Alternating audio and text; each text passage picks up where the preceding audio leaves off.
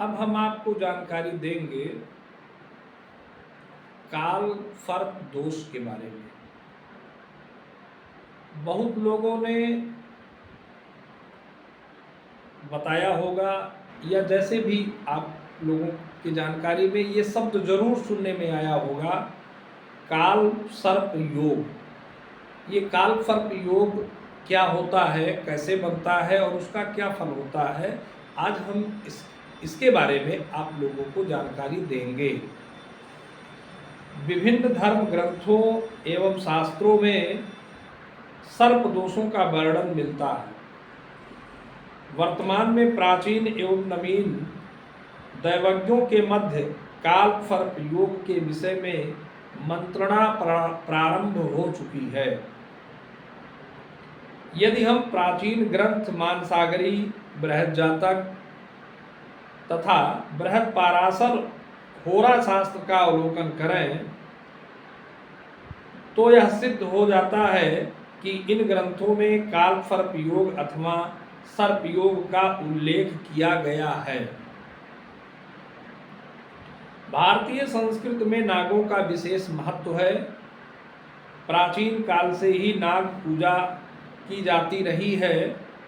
नाग पंचमी का पर्व पूरे देश में पूर्ण श्रद्धा के साथ मनाया जाता है। इस दिन प्रत्येक गृहस्थ घर के प्रवेश द्वार पर नाग की आकृति बनाकर पूजन करते हैं। इस दिन नाग दर्शन को अत्यंत शुभ माना जाता है। इन्हें शक्ति एवं सूर्य का अवतार माना जाता है। मानव सभ्यता के प्रारंभ से ही नागों के प्रति विशेष भय की भावना रही है। भारत के प्रत्येक क्षेत्र में भगवान आशुतोष के पूजन का विधान होता है। नाग भगवान शिव के गले का हार है। सप्ताह के 7 दिनों के नाम किसी न किसी ग्रह के ऊपर रखे गए हैं, किंतु राहु केतु के आधार पर कोई नाम नहीं रखा गया, क्योंकि इन्हें छाया ग्रह माना जाता है। इसलिए इनका प्रभाव भी परोक्ष रूप से पड़ता है। राहु का स्वभाव शनिवत एवं केतु का मंगलवत माना जाता है।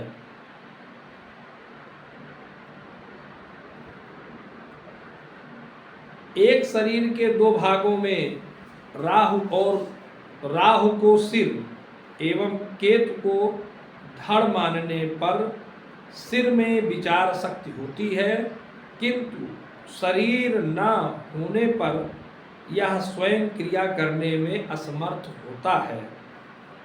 राहु जिस भाव में होता है उसके भावेश उस भाव में स्थिर ग्रह या जहाँ दृष्टि डालता है उस राशि एवं उस भाव में स्थित ग्रह को अपनी विचार शक्ति से प्रभावित कर क्रिया को प्रेरित करता है।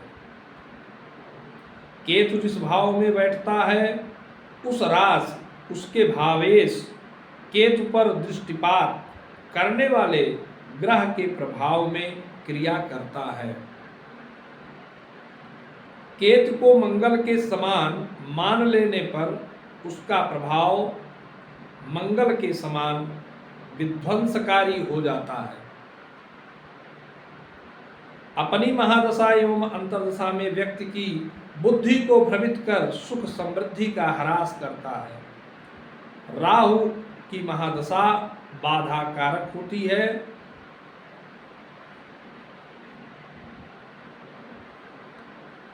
जब राहु और केतु के बीच में सभी ग्रह आ जाते हैं, चूंकि राहु से केतु हमेशा 7वें भाव में रहते हैं। जहां भी राहु जिस भाव में विद्यमान है वहां से 7वें भाव में केतु रहते हैं। यदि राहु और केतु के बीच में सभी ग्रह आ जाएं तो उस स्थिति में काल काल सर्प योग बनता है। काल सर्प योग के प्रकार हम आपको बताएंगे।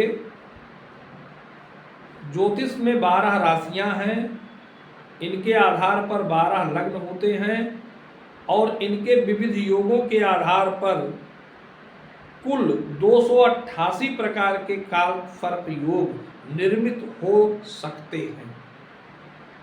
प्रमुख रूप से भाव के आधार पर काल सर्प योग 12 प्रकार के होते हैं, जिनके नाम एवं प्रभाव इस प्रकार हैं।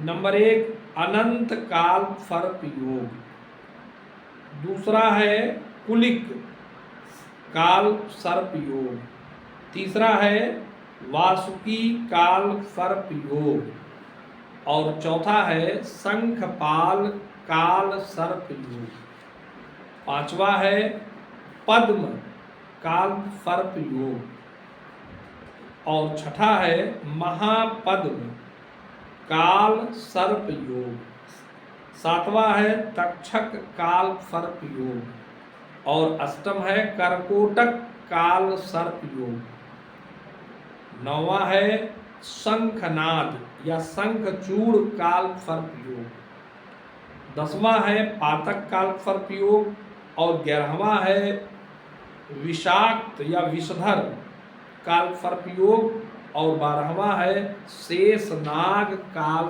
सर्प योग। काल सर्प योग के लक्षण के बारे में हम आपको जानकारी देंगे।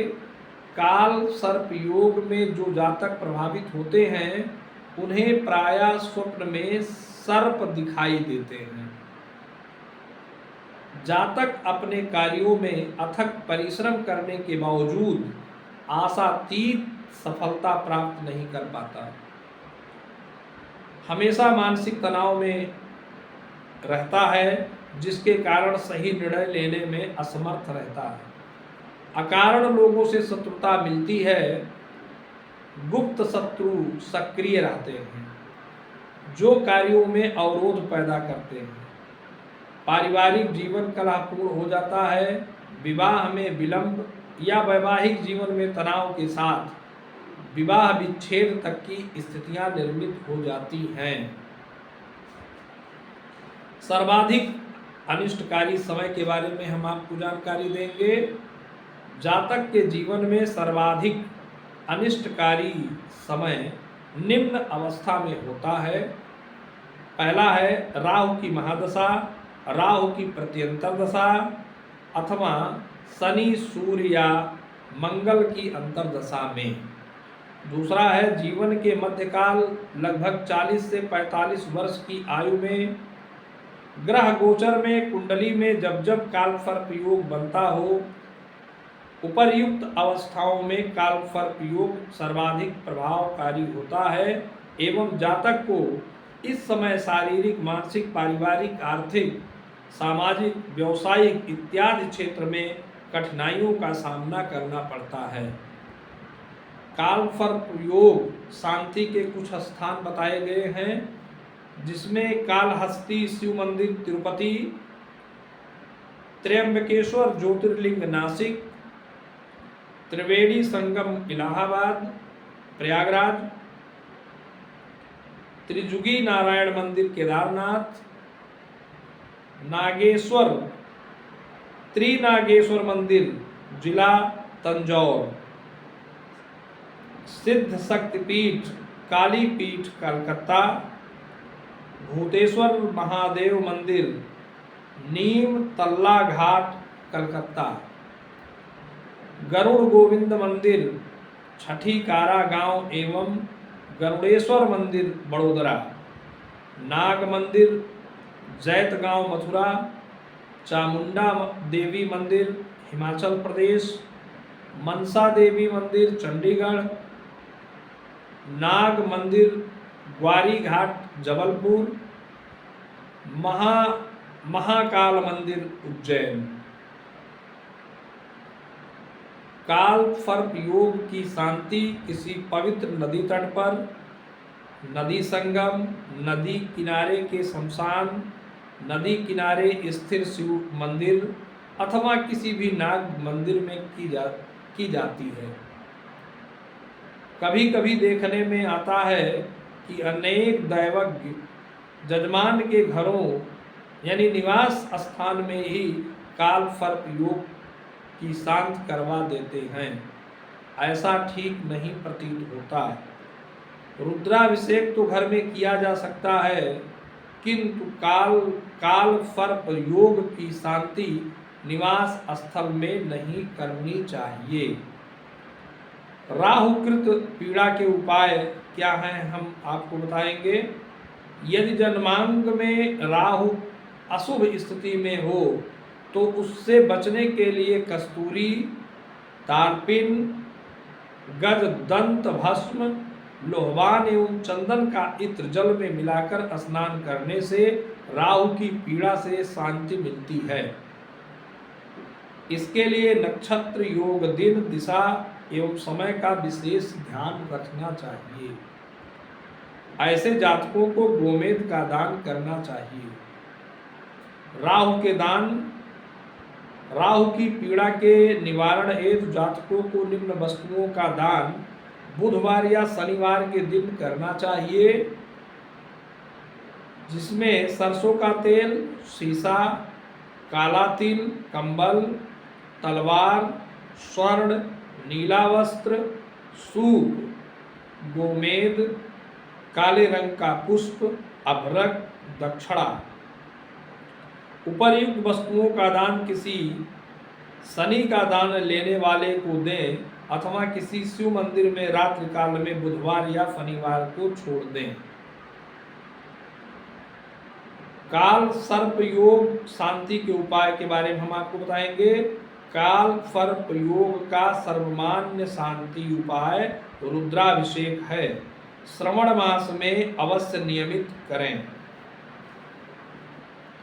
बहते जल में विधान पूर्वक पूजन कर दूध से पूरित कर चांदी के नाग नागिन के जोड़े को प्रवाहित करें।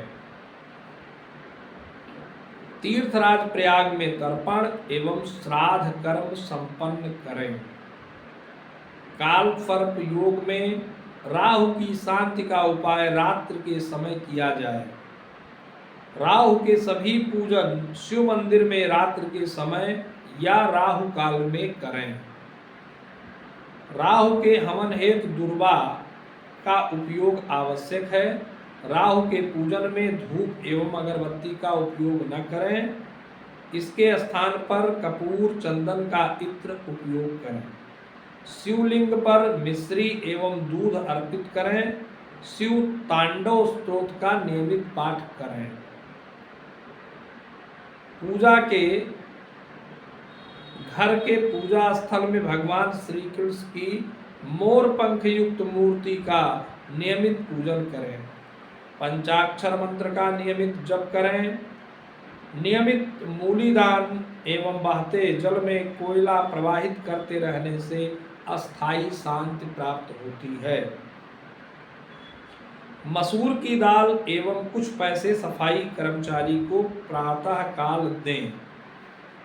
निम्न 9 नाग स्तोत्र के 9 पाठ प्रतिदिन करें। अनंतम वासुकिं शेषम पद्मनाभं च कंबलम शंखपालम धृतराष्ट्रम तक्षकं कालियं तथा एतानि 9 नामानि नागानां च महात्मनां सायंकाले पठेत नित्यं प्रातः काले विशेषतः।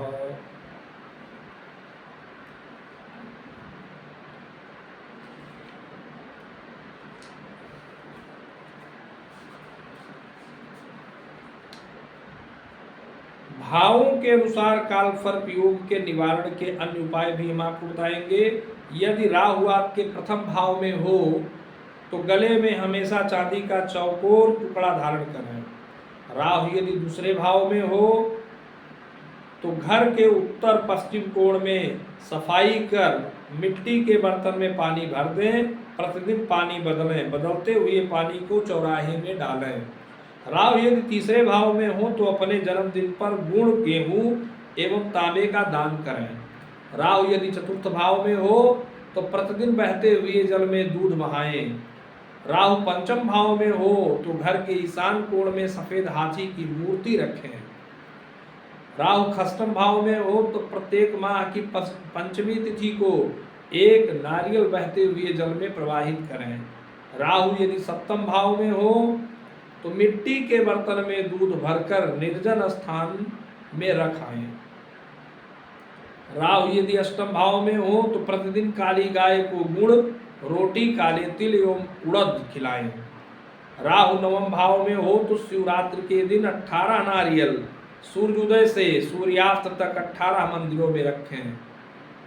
यदि 18 मंदिर पास में ना हो तो दोबारा उसी क्रम से मंदिरों में दान कर सकते हैं।